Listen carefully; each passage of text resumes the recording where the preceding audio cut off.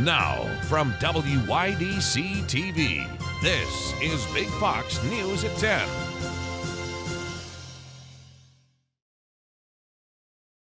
Thanks for joining us. I'm Anna Manuel. The Tioga County Fair is in full swing, and of course it's full of food, rides, and entertainment. Our Maggie Hall went to the fair today to show you what it's all about. The farmer-centric elements of the fair, showcasing crops and animals, has been going on since the 1800s. Today I visited the Tioga County Fair to showcase some of the elements it has and to talk to some fairgoers about what their favorite part of the fair is. What I like about it the most is all the fun rides and being with my family on Family Day. The ticket lines were long today at the Tioga County Fair for Family Day in Wellsboro. The fair is open from 10 a.m. to 11 p.m. every day until this Saturday. The fair holds classic carnival rides and food like fried dough, street corn, all tied together with families having fun.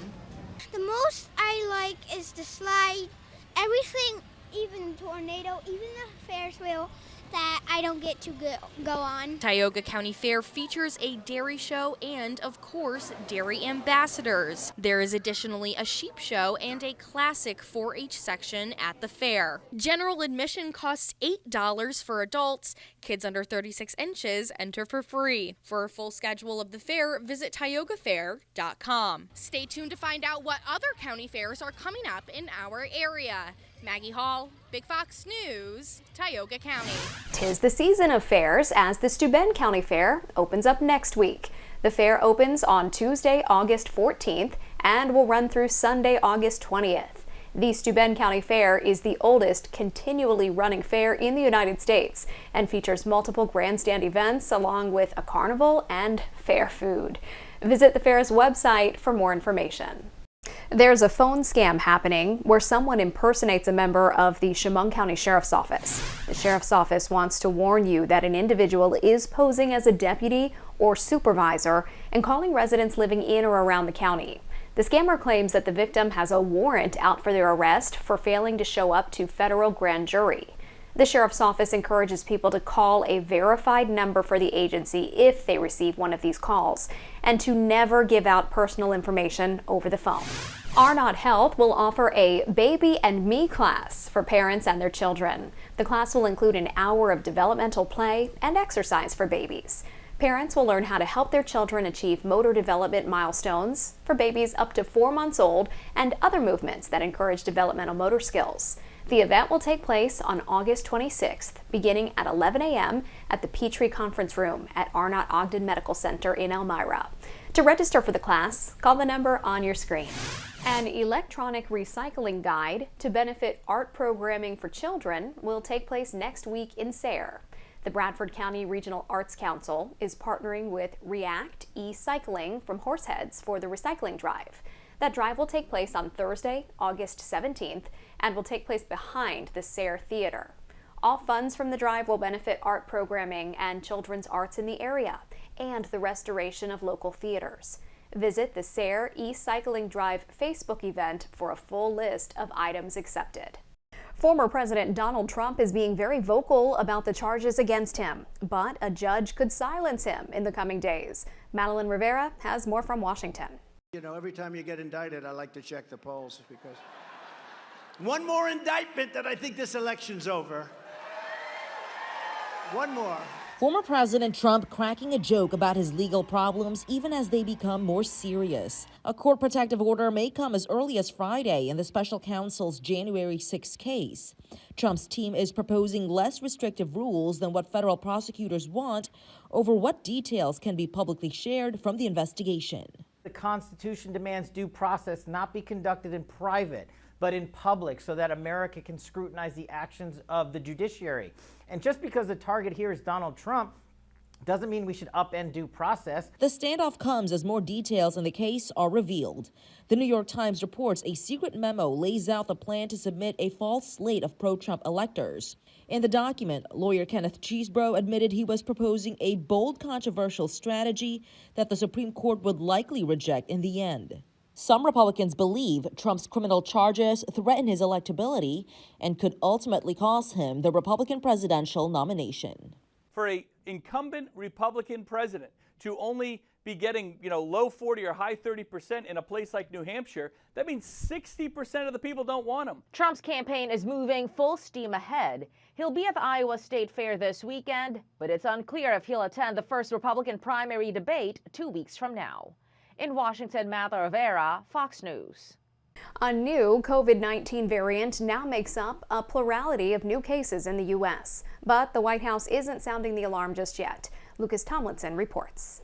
The CDC releasing new data on the current COVID spike, and the trends are not positive. Hospitalizations are ticking up across the country, increasing more than 12% in the past week. The agency says it's being driven by a new variant, EG5, which now makes up a plurality of COVID-19 cases in the United States. Right now, only about 18% of infections stem from EG5, but doctors are expecting that percentage to increase quickly because the new strain is more contagious. That one appears to be more infectious, meaning people are more likely to get it. Despite the increase, the Biden administration has not issued any new guidance or revived the COVID-19 response team. And last week, White House Chief of Staff Jeff Zients told federal agencies to prioritize getting employees back to work in person, citing a number of experts who say the new spike isn't being fueled by a return to the office. This is likely based on a combination of summertime and people are getting together, travel,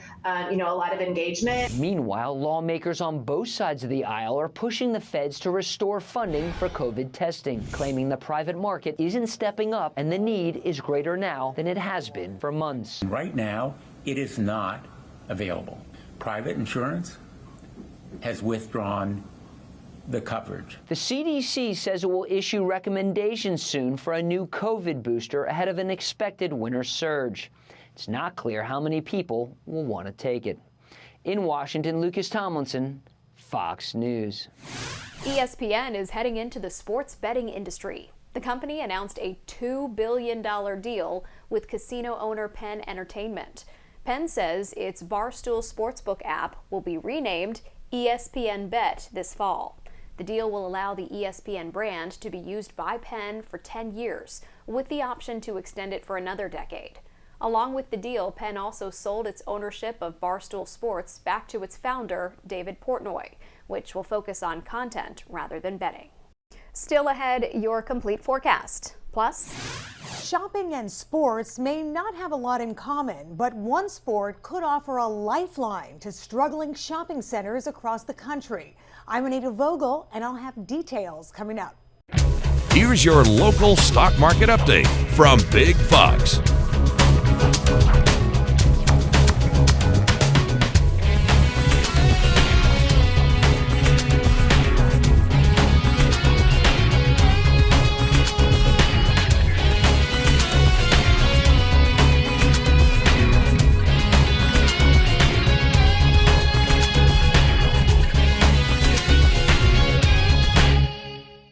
Now, your Twin Tiers forecast from Big Fox.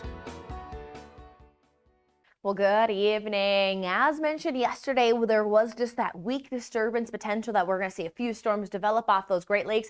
And as that was able to develop, it saw even a little bit of organization with it that was pushing in a quick downburst of some winds as well as rain. We saw even accumulation in the Malheur Corning area get upwards of almost a half an inch of rainfall. Now, behind that system, conditions cleared out pretty quickly. Still a few little rumbles of thunder for some, but we're seeing that now with the overnight forecast. We're going to stay under clear and calm conditions, and that will allow for, again, another round of some of that patchy fog. So make sure, as always mentioned, easy on the gas and keep those headlights on. Now, as we step into our Thursday, what we will note is that showery weather is back in place. So very, very active forecast. We've now had at least 4 days with accumulated precipitation, and our saturated soils are going to be a concern when it comes to these showers, as we could have some potential flooding. When it comes to the severe risk, that's looking a bit more limited due to cloud cover cover that will inundate the area, and then noting that we are on the farther fringe of the system, so there's not as much of that instability that is going to be able to be concentrated to allow for severe weather. So just some rumbles of thunder. But we will note that as we head into the next week ahead, we're going to have this on again, off again pattern where we'll have a day of sunshine and the next day brings a thunder threat. Then sunshine and thunder threat. And we start that with some sunshine Friday, and then a thunder threat will return Saturday afternoon. So working through our first chance for some rain showers, what we see here is 7 a.m. We already have some overcast skies in place. Again, some of that is fog as well. So may have some glimmer of some sunshine if that's able to burn off. But what we see is that system starts to move in. As we roll into the afternoon, some showery weather, but a lot of the concentration is to the south. So it is looking to stay on the lighter side. Might see a little bit of a rumble of thunder or two embedded in some of those showers, or some thunderstorms to the north could develop. But overall, what we're seeing from the system is it's not going to be overwhelming with moisture. We're seeing that we have anywhere from about that ½ an inch of peak potential in place, but that could potentially, with our saturated soils, trigger some isolated flooding concerns, especially with some downpours. So always keep yourself wary of that risk, especially as we'll have continuous chances for these storms within our 7-day. Now, with that cloud cover intact across the area, that is going to keep temperatures suppressed as well into those lower 70s to mid 70s in the Elmira recording area. So bringing us about 10 degrees below normal, battling that and the showery weather. By Friday, we're back under the sunshine, which does bring very pleasant conditions, as we'll have lower 80s for highs, a few into those 70s, but either way, still a very pleasant summer day where it's almost going to feel a little fall-like, especially to start off. Now, that on again, off again pattern will be mentioned. We'll have some late storms Saturday that will run into Sunday. We'll get a little break Sunday night into Monday morning before our next chance then is going to be Monday night into Tuesday. So a few more overnight threats. And when you have those evening threats, there is a potential that we could bring back some severe concerns.